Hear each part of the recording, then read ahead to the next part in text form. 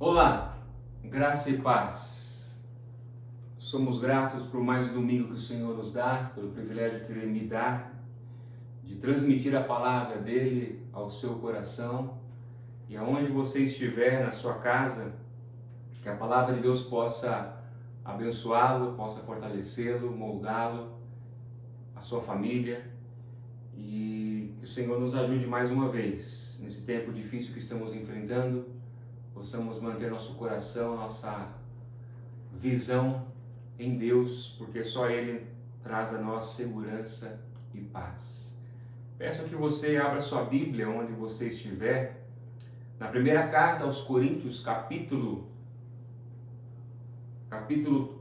3, é isso mesmo, capítulo 3, primeira carta aos Coríntios, capítulo 3, a partir do versículo 18. Nós fizemos uma pausa no último domingo e vamos continuar a leitura dessa carta de Paulo, do apóstolo Paulo à igreja de Corinto. Vamos ler do versículo 18 do capítulo 3 ao verso 5 do capítulo 4. Peço que você abra, eu vou ler. Após a leitura eu vou orar e peço mais uma vez que você mantenha a sua Bíblia aberta, porque sempre voltamos ao texto, lendo novamente a maior parte dos versos, expondo a palavra de Deus para que possamos compreender melhor. A palavra de Deus diz assim, 1 Coríntios capítulo 3, verso 18: Não se enganem, se algum de vocês pensa que é sábio segundo os padrões dessa era, deve tornar-se louco para que se torne sábio. Porque a sabedoria deste mundo é loucura aos olhos de Deus. Pois está escrito, Ele apanha os sábios na astúcia deles. E também, o Senhor conhece os pensamentos dos sábios e sabe como são fúteis. Portanto, ninguém se glorie em homens, porque todas as coisas são de vocês. Seja Paulo, seja Apolo, seja Pedro, seja o mundo, a vida, a morte, o presente ou o futuro, tudo é de vocês. E vocês são de Cristo, e Cristo de Deus. Portanto, que todos nos considerem como servos de Cristo e encarregados dos mistérios de Deus. O que se requer desses encarregados é que sejam fiéis. Pouco me importa ser julgado por vocês ou por qualquer tribunal humano. De fato, nem eu julgo a mim mesmo. Embora em nada minha consciência me acuse, nem por isso justifico a mim mesmo. O Senhor é quem me julga. Portanto, não julguem nada antes da hora devida. Esperem até que o Senhor venha. Ele trará à luz o que está oculto nas trevas e manifestará as intenções dos corações. Nessa ocasião, cada um receberá de Deus a sua aprovação. Oremos. Pai querido, mais uma vez, nesta manhã quero orar, agradecer pelo dia, agradecer por esse momento. Obrigado pelo privilégio que o Senhor dá a mim de transmitir e àqueles que me ouvem de ouvir a Tua verdade. Conduza-nos nesse momento, tanto eu que falo como aqueles que me ouvem, para que possamos compreender a Tua verdade. Que Teu Santo Espírito possa trazer luz e entendimento a cada mente e coração. Ilumina, traz clareza, molda, corrige, transforma segundo a Tua verdade, a Tua igreja, o Teu povo, e salva aqueles que precisam ser salvos.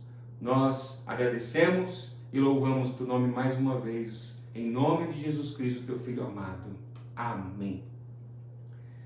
Acredito que muitas pessoas, inclusive eu, já parou para pensar a respeito do nosso país. Talvez nesse tempo que estamos enfrentando, talvez em tempos passados.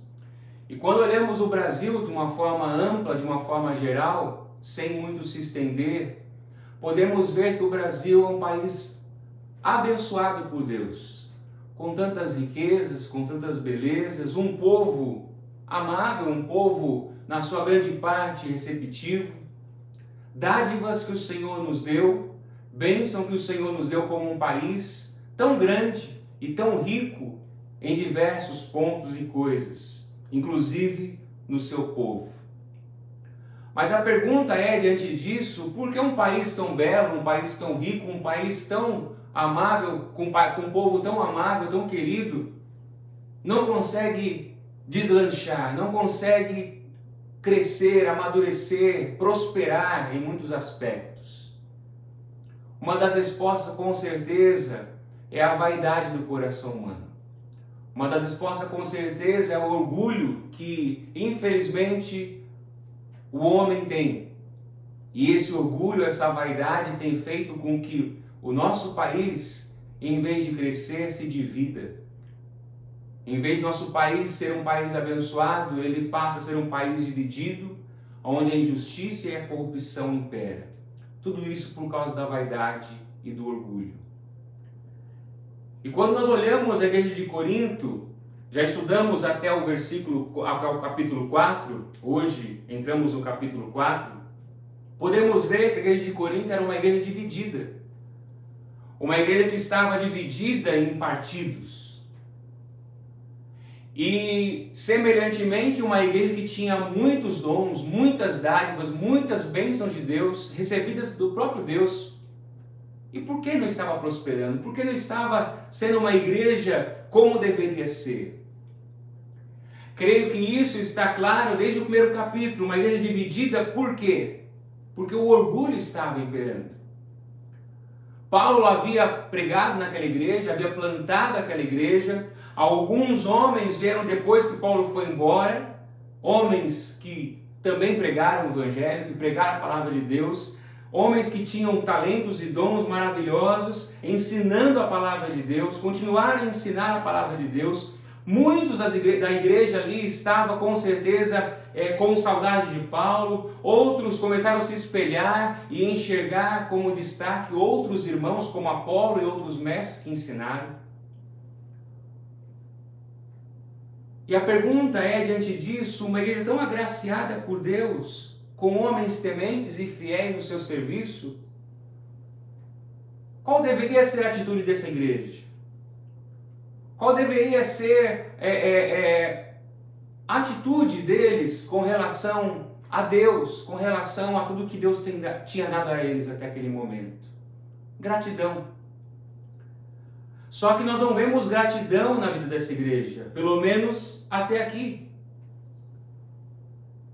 Como Paulo ensina e lembra eles, no capítulo 1, verso 31, Paulo vai dizer para eles, olha, quem se gloriar, glorie-se no Senhor. Só que quando vemos o texto e o contexto da igreja, o comportamento deles não foi esse, de agradecer a Deus ou de se gloriar em Deus. Mas parece e fica cada vez mais claro que eles começam a se gloriar no homem, como nós vemos aqui nos versos que nós lemos. Cada grupo procurou dentro da igreja o seu partido. Como já vimos, uns diziam eu sou de Paulo, eu sou de Apolo, ou eu sou de Pedro, ou eu sou de Cristo. E a causa da divisão na igreja de Corinto é um problema antigo, como acabamos de dizer. Um problema que vem atrapalhando o caminhar do homem com relação a Deus desde a queda do Jardim do Éden, o orgulho. O orgulho é que tem feito com que muitos não tenham paz. O orgulho é que tem sido a causa de desentendimentos em famílias, inimizades, guerras até entre países, entre lugares do mundo. E quando vemos a igreja de Corinto, parece que ali havia uma briga de egos. Uns estavam se orgulhando de uma pessoa em detrimento de outra pessoa. Por isso Paulo vai dizer, aquele que se gloriar, glorie-se no Senhor.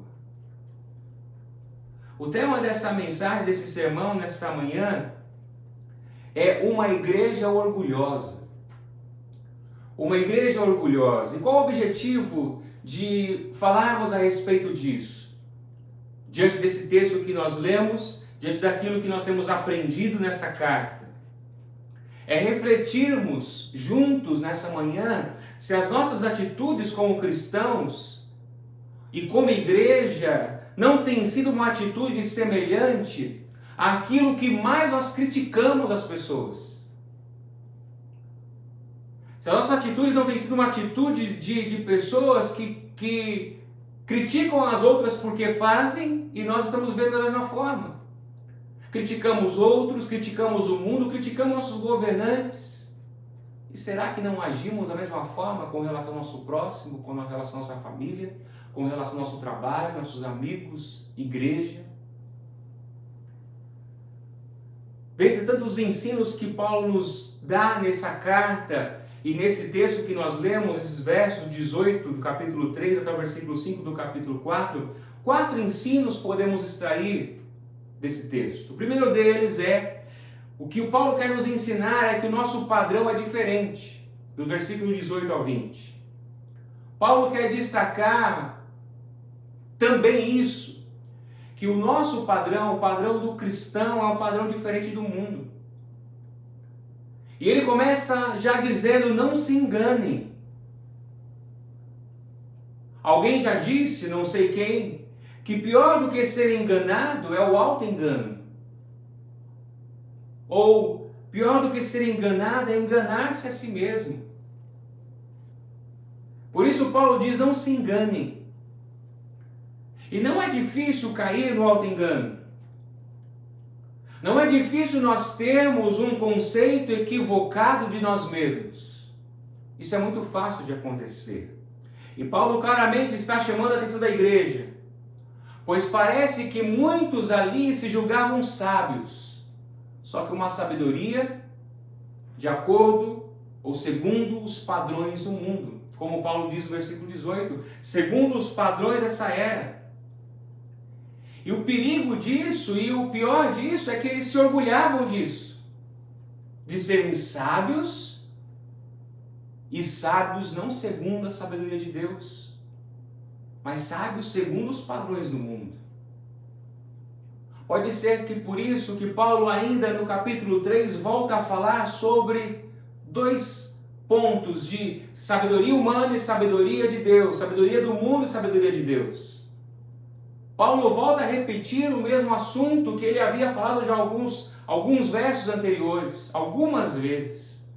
Por exemplo, no versículo 18 do capítulo 1, Paulo vai dizer: a mensagem da cruz é loucura para os que estão perecendo, ou seja, a mensagem da cruz é loucura para o mundo.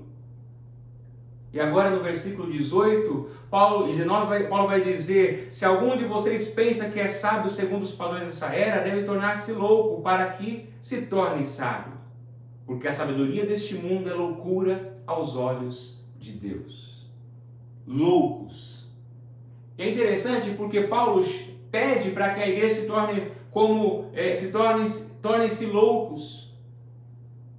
Ser louco aqui para Paulo é ouvir, é aceitar a palavra de Deus, o ensino de Deus, em vez de pensar como o mundo pensa. E como o mundo pensa? Cheio de orgulho, dizendo: a nossa sabedoria é melhor, a nossa sabedoria é maior. Isso é loucura para Deus.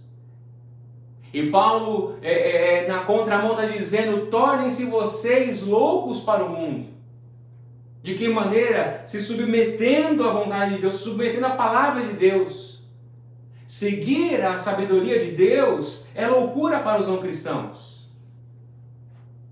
Mas é a única forma de tornar-se verdadeiramente sábio. É o que diz a palavra.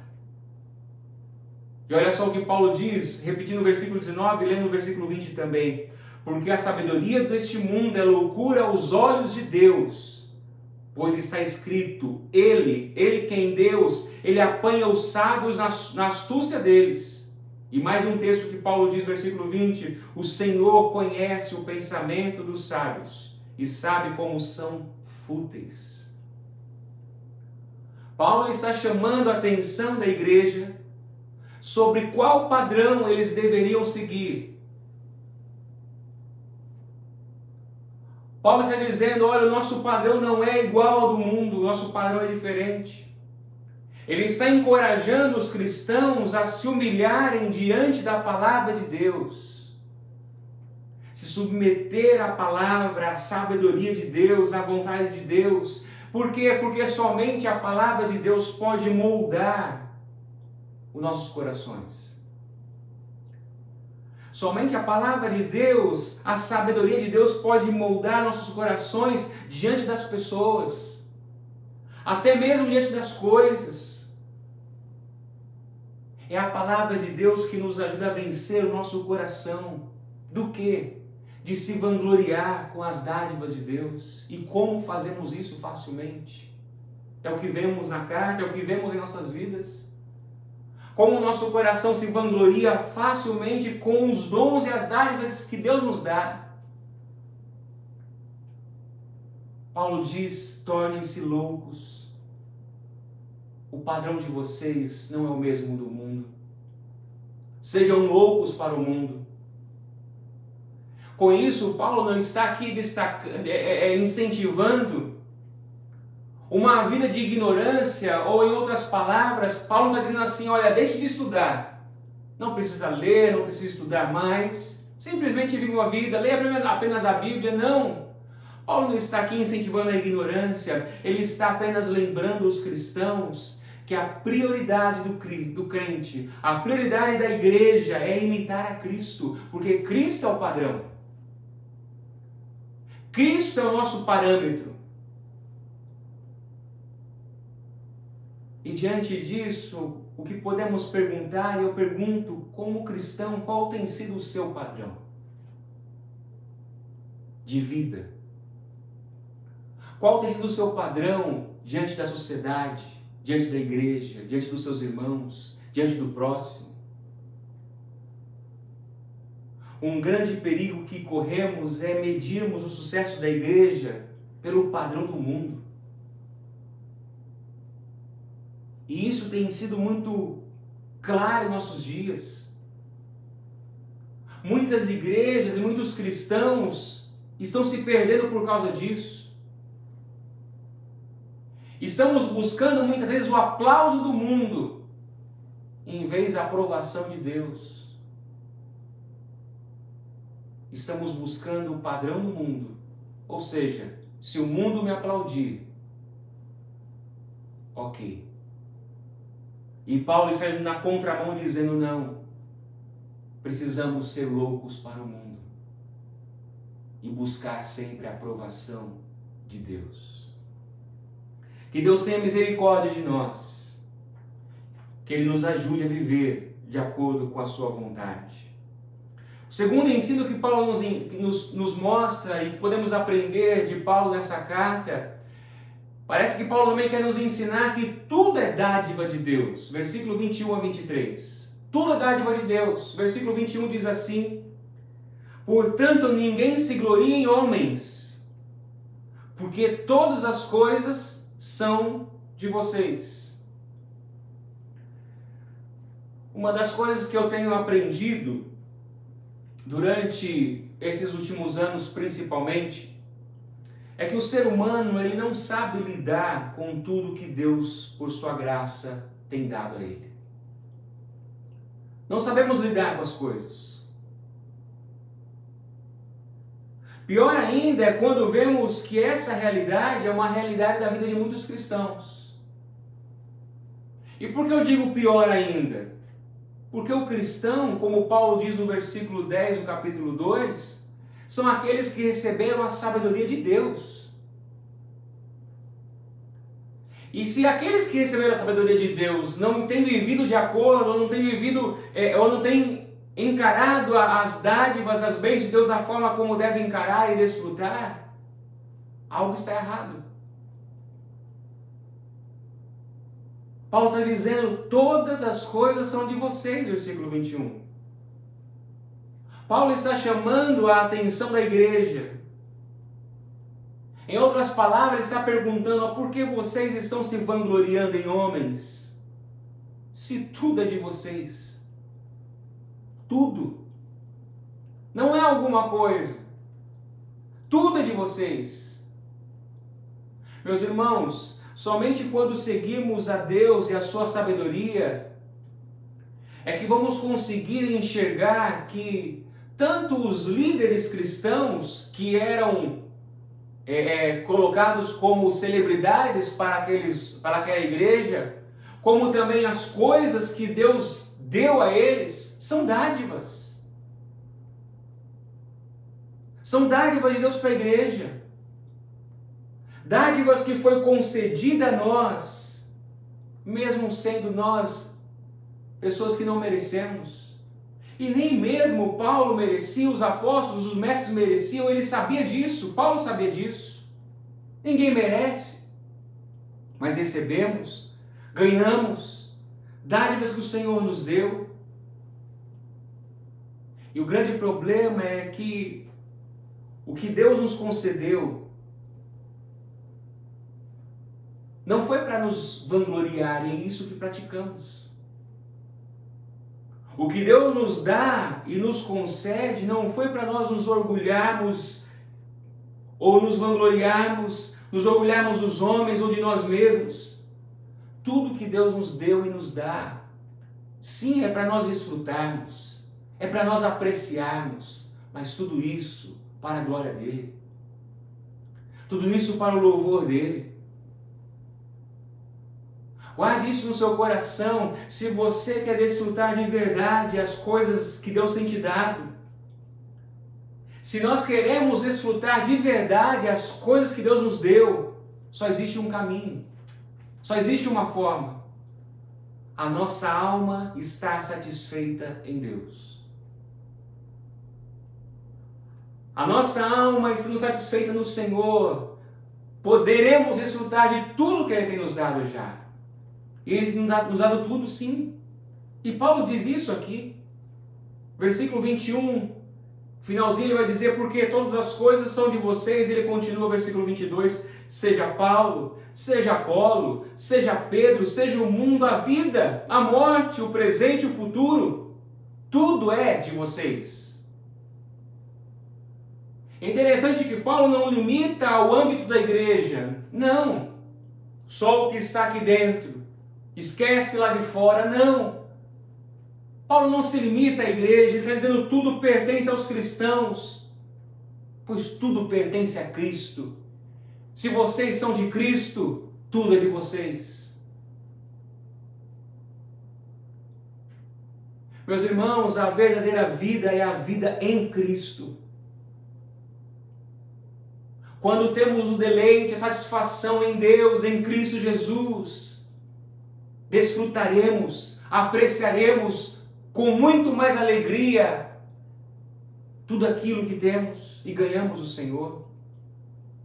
É interessante que Paulo fala até a morte. E podemos até perguntar uma pergunta válida: por que a morte?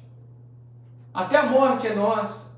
Talvez Paulo está querendo dizer que até a morte para o cristão, para aquele que está em Cristo, é vida. Em outras palavras, o que Paulo diz em Filipenses 1:21, a morte é lucro para o crente. Até a morte para o cristão, para aquele que está em Cristo, é vida. Porque ele tem uma vida eterna após a morte. Mas infelizmente, isso nos faz pensar em outro ponto. Infelizmente, para quem não está em Cristo, para o não cristão, a morte é o fim de tudo. E alguns, talvez ouvindo isso, podem dizer, tudo bem, para mim está certo assim, é o fim de tudo, está ok, vivi a minha vida muito bem. Só que é o fim de tudo nessa terra. Deixará de desfrutar das dádivas de Deus e terá que encarar uma eternidade de dor e sofrimento.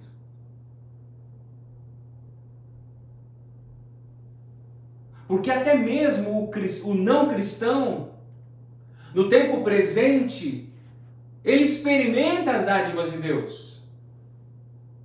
Não de forma completa, não de forma plena, como o cristão deve experimentar e viver dessa forma.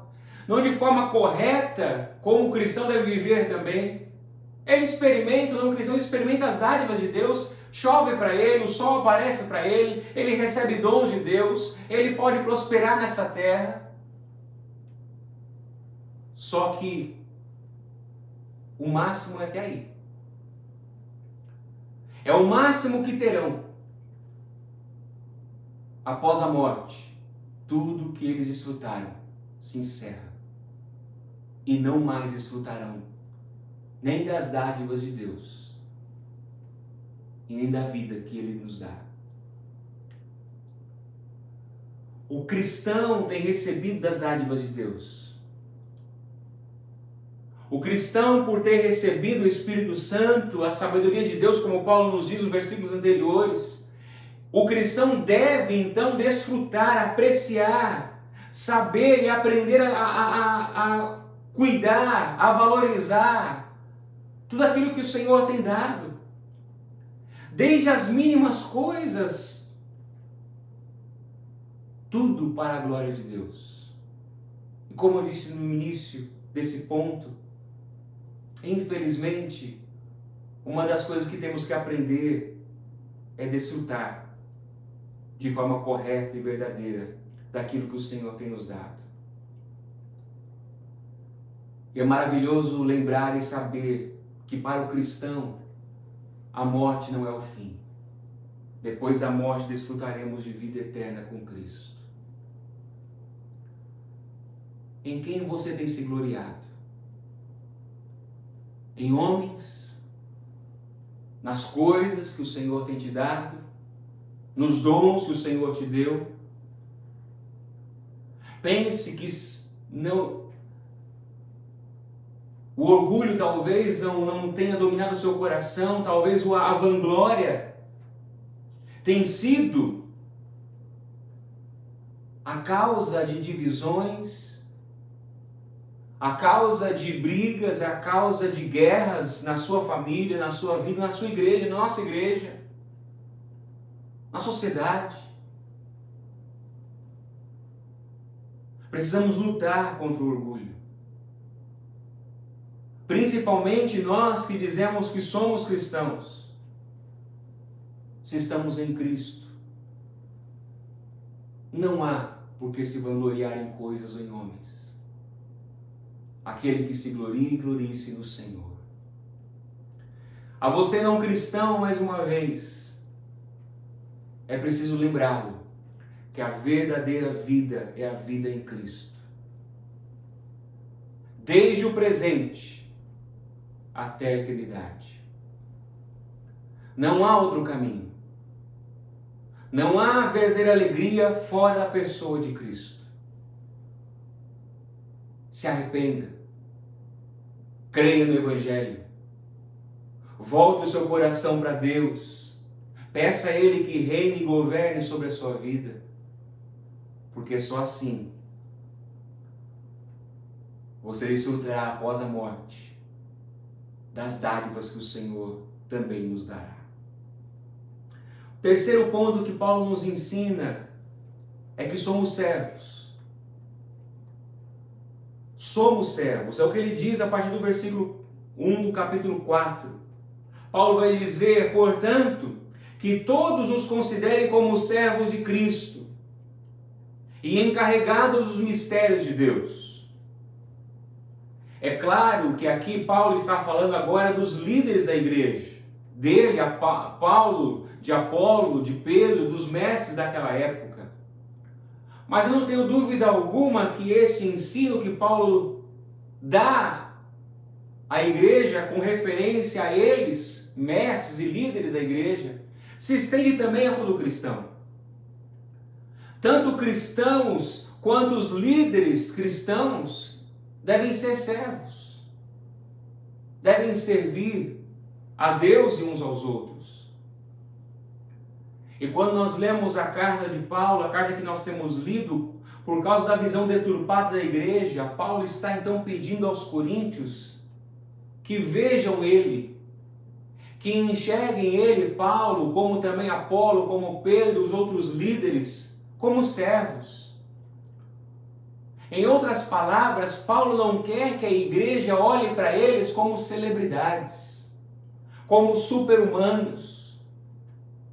Eles eram homens de Deus, homens importantíssimos na igreja de Cristo. que trouxe, pela graça de Deus, os fundamentos que hoje nós aprendemos, estudamos e vivemos. Mas o que Paulo está dizendo, somos apenas homens. Somos apenas servos. A igreja estava se comportando como o mundo se comportava e como se comporta.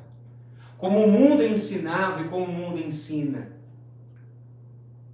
O seu olhar, o olhar da igreja, estava nos grandes nomes da época, como infelizmente vemos hoje em dia. Nosso olhar nas celebridades, nos homens, que dizemos homens de Deus, e muitos são, mas como acabei de dizer, são apenas homens. Meus irmãos, sempre que a igreja girar em torno de homens, em torno de celebridades, ela está imitando o mundo.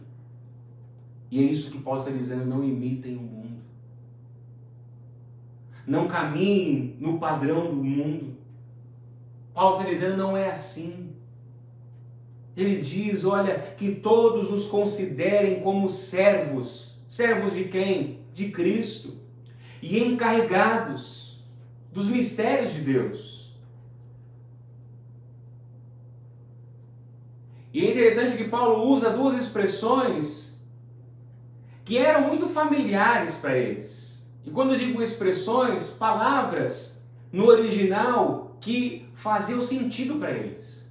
Paulo usa a palavra servos e encarregados. E por que eu digo que fazia sentido para eles? No original, a palavra servos, a palavra que Paulo usou para servos nesse texto, nesse versículo, significava um remador do mais baixo escalão de navio. Existiam os remadores, mas existia o primeiro escalão e o segundo escalão. Paulo está dizendo, olha, nós somos os servos do mais baixo escalão. Nós somos servos.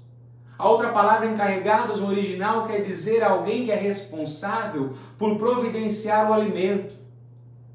E mais, providenciar tudo o que fosse necessário para a propriedade do seu Senhor.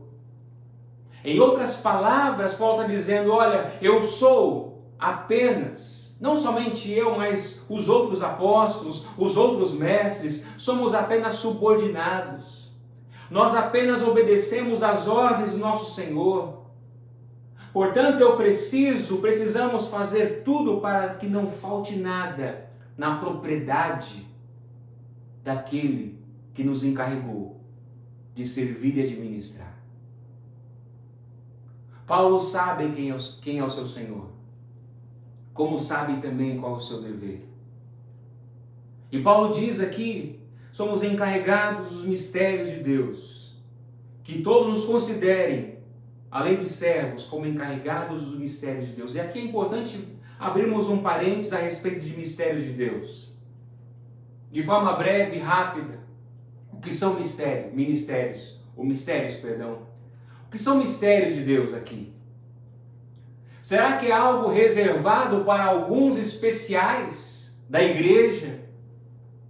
Infelizmente muitos pensam assim, mas não. Paulo já vem dizendo o que são esses mistérios. Por exemplo, o versículo 7, ele vai dizer, ao contrário, falamos a sabedoria de Deus, do mistério que estava oculto. Paulo já vem dizendo o que são mistérios, o que são esses mistérios que ele é encarregado de ensinar e transmitir. Em outras palavras, esses mistérios também é a mensagem da cruz que Paulo pregava e ensinava. Esses mistérios é a sabedoria de Deus revelada em Cristo Jesus. É um mistério porque o homem, por si só, é incapaz de descobrir por si mesmo. É incapaz o homem descobrir ou alcançar ou enxergar pela sua própria capacidade. Por isso ela precisou ser revelada através de quem? Por meio de Jesus Cristo, pelo Espírito Santo. Como ele diz aqui no versículo 10, mas Deus o revelou a nós por meio do Espírito. Paulo sabe que o seu trabalho é dar à igreja o verdadeiro alimento. O trabalho de Paulo é alimentar a igreja. O trabalho dos líderes da igreja é alimentar a igreja. Portanto, pastores, precisamos estar atentos. O nosso serviço, o seu serviço na igreja local não é dominar a igreja, não é bajulá-la, não é tratá-la como um bibelô, não. Não é nem dominá-la, nem bajulá-la. O nosso primeiro e maior e importante serviço na igreja local é alimentá-la pela palavra de Deus. É a palavra de Deus que vai alimentar a igreja. Versículo 2, Paulo diz: o que se requer desses encarregados é que sejam fiéis. O pastor deve ser fiel, primeiramente a Deus e a sua palavra. É falar e ensinar apenas o que está escrito, sem reter e sem acrescentar nada. Somente o que está escrito. Porque a palavra de Deus é suficiente para a igreja, tanto para o seu alimento como para o seu fortalecimento. Nós não podemos, como pastores, ou até mesmo como pessoas que ensinam a palavra de Deus, usar a palavra para se autopromover. Somos servos. Que todos nos considerem servos. E esse princípio não se resume ou não para apenas nos mestres, ou nos líderes, ou nos pastores. Cada cristão também deve seguir esse princípio. Cada cristão é um servo do Senhor. Como aprendemos pelo próprio Senhor Jesus, como aprendemos pelos apóstolos, Paulo e outros apóstolos nas outras cartas. O pastor e cada membro da igreja que está consciente de quem é, da sua condição de servo, de encarregado, dificilmente deixará o seu coração ser levado pelo orgulho. Dificilmente deixará seu coração ser dominado pela vanglória, pelo orgulho, pelo ego inflado. Precisamos lembrar que o orgulho é que dividiu a igreja de Corinto. Portanto, precisamos lutar contra o orgulho, contra o nosso orgulho, nos rendendo à palavra de Deus. Que sejamos atentos com relação a isso. E o último ensino que Paulo nos traz nesses versos, capítulo 4, versículo 3 a 5, é sobre uma consciência tranquila. Versículo 3, Paulo diz assim no capítulo 4: pouco me importa ser julgado por vocês ou por qualquer tribunal humano. De fato, nem eu julgo a mim mesmo. O que Paulo quer dizer com esses versos? Pouco me importa ser julgado por vocês ou por qualquer tribunal humano. De fato, nem eu julgo a mim mesmo. O que pode nos ajudar, e eu digo isso porque me ajudou bastante, a compreender melhor o que Paulo nos ensina aqui nesses versos, é enxergar a expressão que Paulo usa no versículo 3, qualquer tribunal humano, como uma metáfora. Como diz o pastor Timothy Keller, e aproveito até mesmo para aconselhar você a ler esse livro, Ego Transformado, da Edições Vida Nova. Compre, é um livreto pequeno, com 40 e poucas páginas, dá para ler em 1 hora, ou para aqueles que leem mais devagar, um pouco mais. O pastor Timothy Keller fala sobre isso. Entendermos esse qualquer tribunal humano como uma metáfora nos ajuda a compreender melhor o que Paulo nos ensina nesses versos. Todos nós, todos os dias, vivemos cercados de muitas opiniões, de muitos julgamentos humanos. Isso não é alguns, todos. Todos nós somos cercados, todos nós somos vivemos em um mundo onde somos cercados de opiniões e julgamentos humanos, críticas e elogios. Não apenas críticas e elogios externos, mas críticas e elogios internos também. Perceba no versículo 3 ainda, quando Paulo diz: pouco me importa ser julgado por vocês. O que isso quer dizer? Críticas e elogios externos. Como ele diz também no versículo 3, nem eu julgo a mim mesmo. Críticas e elogios internos. São essas críticas e elogios internos ou externos que nos levam muitas vezes em nossa caminhada, nosso viver, buscar desempenhar ou buscar um desempenho cada vez melhor todos os dias. Por quê? Porque precisamos agradar as pessoas. Porque buscamos, mesmo não dizendo isso claramente, agradar aos outros e agradar também a nós mesmos. E isso é uma grande armadilha. Isso é um grande perigo. Por quê? Porque alguns dias parecerão que estamos vencendo. Estou conquistando. Eu venci. Eu vou alcançar. Mas outros dias, em alguns momentos, não só parecerá que perdemos, mas às vezes parecerá que perdemos tudo. E isso causa um desânimo, causa uma guerra dentro de nós. O nosso coração fica desesperado. E como o coração do homem é naturalmente orgulhoso, esse coração irá lutar para melhorar o seu desempenho cada vez mais. E isso é cansativo. Isso começa a cansar. Pois só assim nós seremos aceitos pelos outros, buscando um desempenho melhor. Só assim vamos ficar em paz ou com uma consciência tranquila. Mas, meus irmãos, ou você que me ouve, nenhum desempenho baseado em nossos próprios critérios ou pelos critérios de terceiros nos trará uma consciência tranquila. Grave isso. Nenhum desempenho baseado em critérios externos ou internos trará consciência tranquila que tanto nós queremos.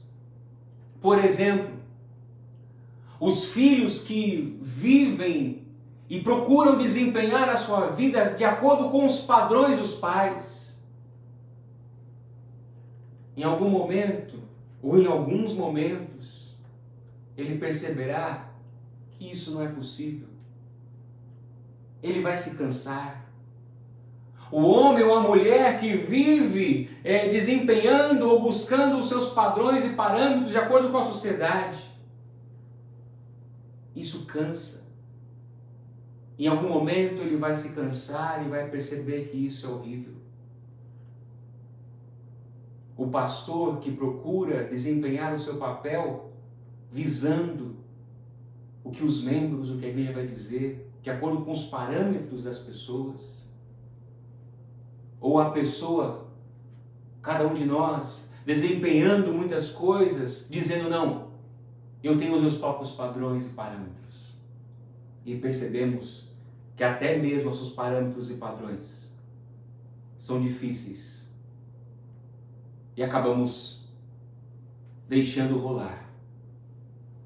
Paulo nos ensina que não devemos buscar o sentido da nossa identidade em pessoas ou em nós mesmos.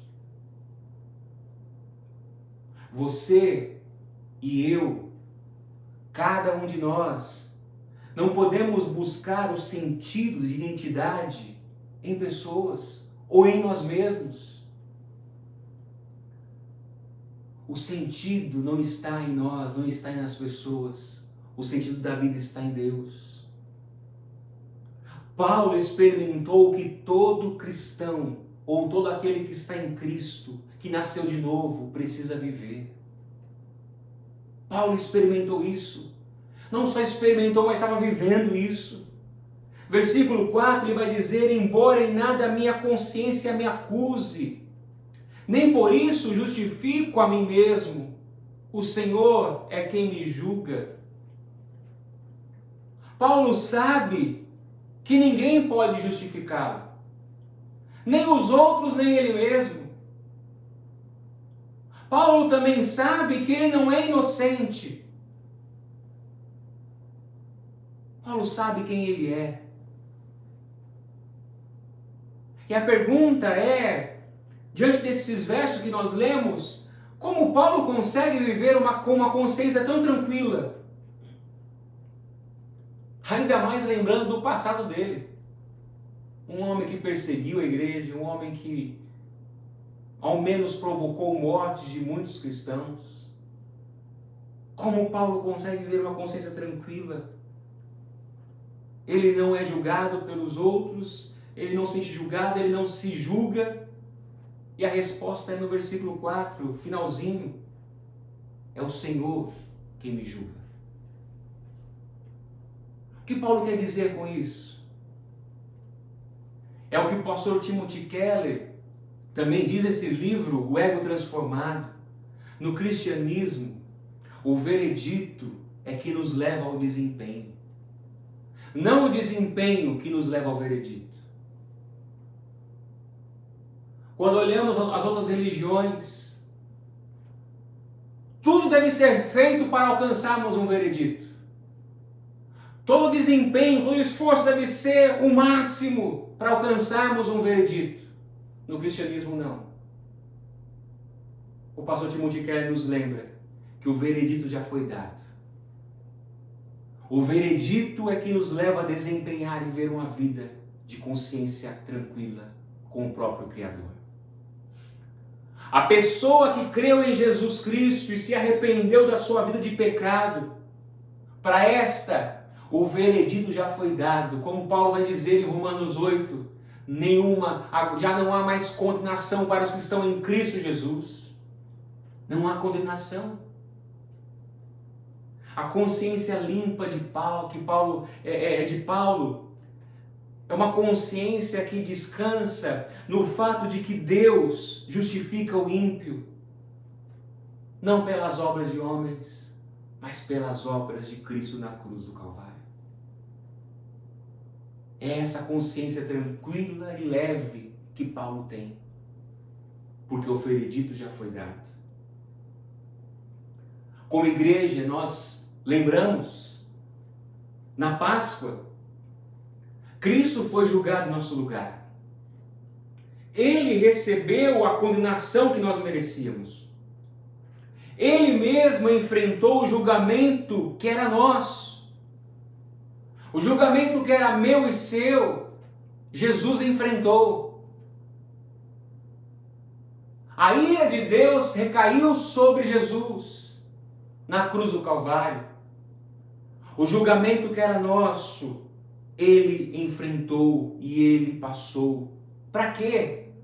Para que nós hoje não precisássemos mais enfrentar nenhum julgamento. A segurança do cristão, a segurança da igreja é Cristo.